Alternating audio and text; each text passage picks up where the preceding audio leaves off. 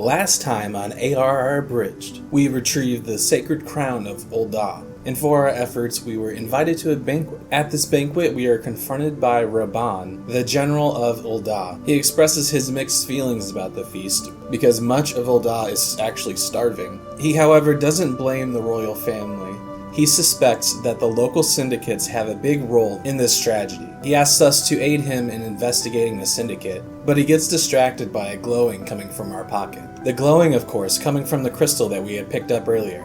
Rabban recognizes the crystal immediately. He confirms his knowledge of this crystal by asking us if we've experienced any visions lately. Not exactly a normal question that you'd ask someone you just met. He speaks of a legendary group of people who were known for having similar visions connected to these crystals. And this group was one of the main forces that banded together Eorzea against the Garlean Empire. And they fought valiantly alongside them during the calamity. He tells us this group went by the name of the Warriors of Light, and he believes us to be a descendant of this order, and warns us that we must protect this crystal with our lives, because it is a sacred gift from God herself, Hydaelyn. We are then thrust into a vision of the Battle of Cartano. The three heroes stand on a mountaintop, overlooked by a familiar hooded figure.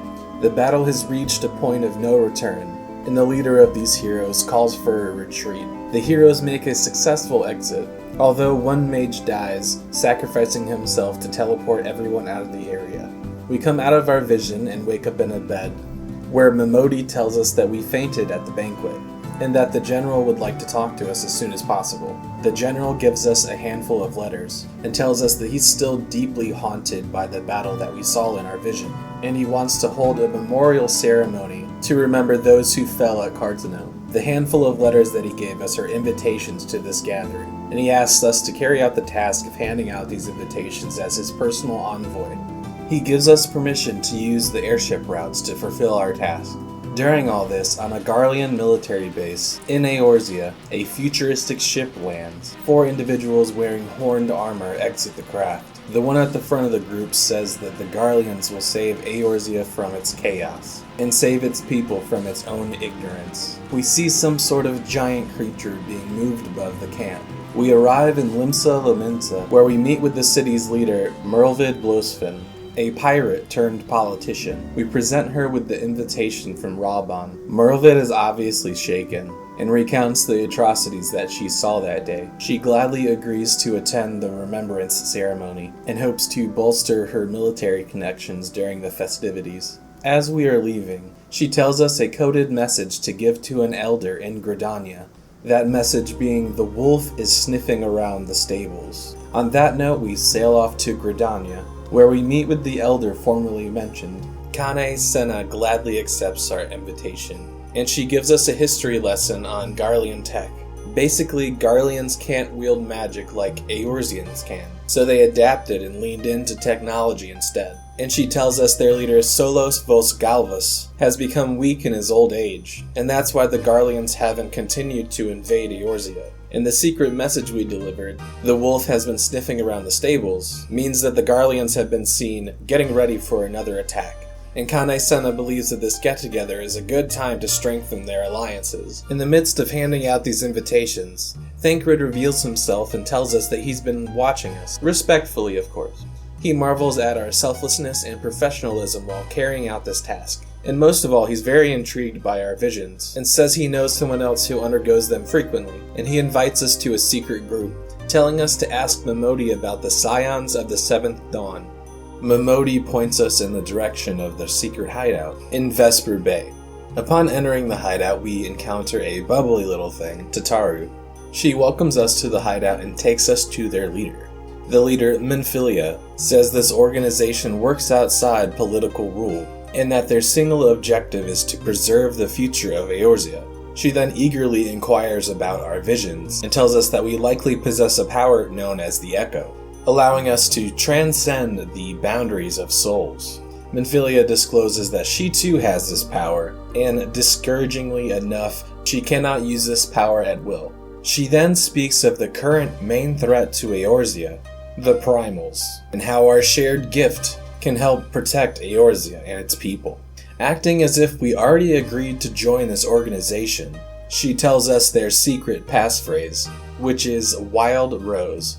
We are then briefed on our first mission, requested by Uldah's military, the Immortal Flames. Recently, a caravan carrying crystals was attacked, and seemingly connected to this event, some people have gone missing from a nearby refugee camp. The Scions believe that this is suspicious, being that the crystals on the caravan that got stolen are the ones required to summon demons, and this is likely the work of a local tribe of beasts, known as the Amolja, known to worship the fire god Ifrit. It would be disastrous if this god made its way into our world, so this investigation is of the utmost priority. Thancred tells us that security has already been beefed up on the trade routes, so the most efficient thing we could do is start looking for these missing refugees. The refugees were last seen around the camp Drybone. We seek out the leader of the camp, Isambard. He confirms the Scion's hunch that the Amolja are involved here, saying that they have been causing trouble in the region for quite some time, and that the Immortal Flames have been spread thin trying to deal with them, and that they have been finding several murder victims at the local church. Isambard would love to bury these poor souls, but fears the Amolja are still lingering in the area, and is wary of running into them while collecting the corpses. We take on this task ourselves and clear out some lingering Amolja. We then collect the deceased and bring them back to the camp. Isambard is very thankful for our work, but is worried that something more sinister is happening here. He suspects that the Amolja could not be responsible for all of these attacks by themselves, and tells us that he has an anxious hunch that whoever is aiding the Amolja could be someone amongst them in the camp. We are then sent to speak with someone named Ungist, who knows the residents of the camp very well.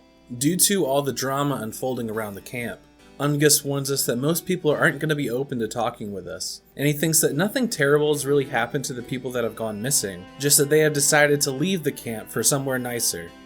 We return to Isambard, who isn't shocked that Ungist wasn't much help. He does offer another lead though, telling us that much of the camp is very religious, and that the local clergy could likely give insight to what's going on. So he points us up the hill to the church, where we can deliver one of the bodies that we recovered, hopefully in exchange for some information.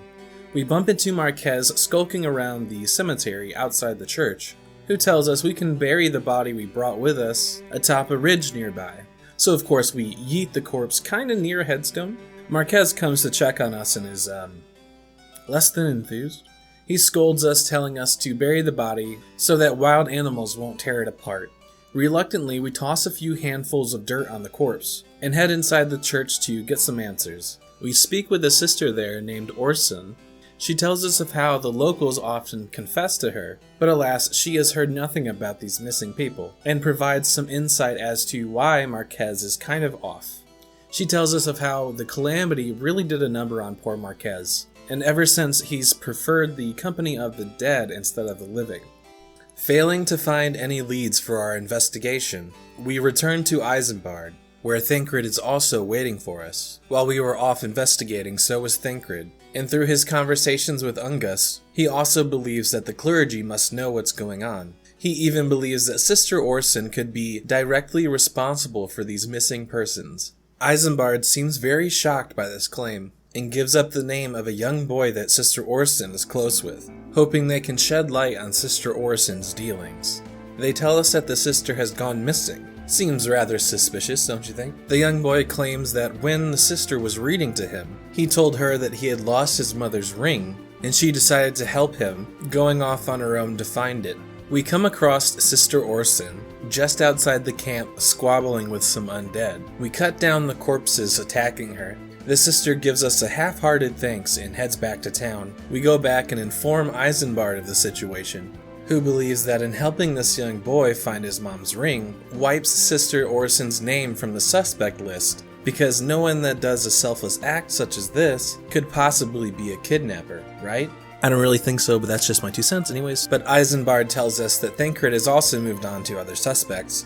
We find him to the east near a beast tribe camp. He has a hunch about these beast men, and asks us to sneak into the camp and find some clues. Case in point, a suspicious scroll that we bring back to Thancred.